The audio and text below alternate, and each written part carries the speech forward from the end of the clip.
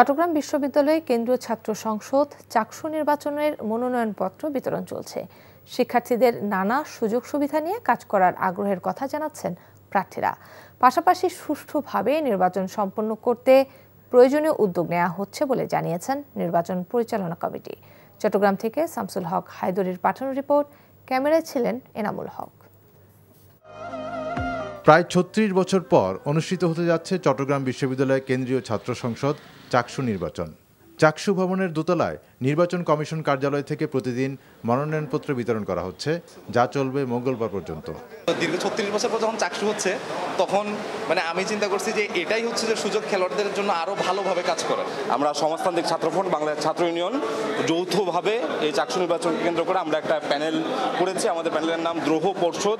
আমার ইচ্ছে আছে যে আমি শিক্ষার্থীর জন্য কাজ করব এবং শিক্ষার্থী বান্ধব যত কাজ আছে সবই কাজে আমি করতে প্রস্তুত। আগামী ১২ অক্টোবর ভোট গ্রহণ সামনে রেখে প্রয়োজনীয় প্রস্তুতি নেওয়া হয়েছে বলে জানিয়েছে নির্বাচন পরিচালনা কমিটি। এর মধ্যে দুটি বিশ্ববিদ্যালয়ে নির্বাচন হয়ে গেছে। আমাদের এখানে একটু পরে হওয়াতে আমরা একটা অ্যাডভান্টেজ পেলাম। সেটি হলো যে ওখানকার কিছু কিছু বিষয় আমরা এখানে দেখতে পেয়েছি কি কি বিষয়ে আমাদেরকে অ্যাড্রেস করতে হবে। আমরা ক্যাম্পাসকে নিরাপত্তার চাদরে ঢেকে রাখবো। ১৯৬৬ সালে প্রতিষ্ঠিত চট্টগ্রাম বিশ্ববিদ্যালয়ে প্রথম চাকসু নির্বাচন অনুষ্ঠিত হয় ১৯৭০ সালে। এরপর সর্বশেষ নির্বাচন অনুষ্ঠিত হয় ১৯৯০ সালের ৮ ফেব্রুয়ারি।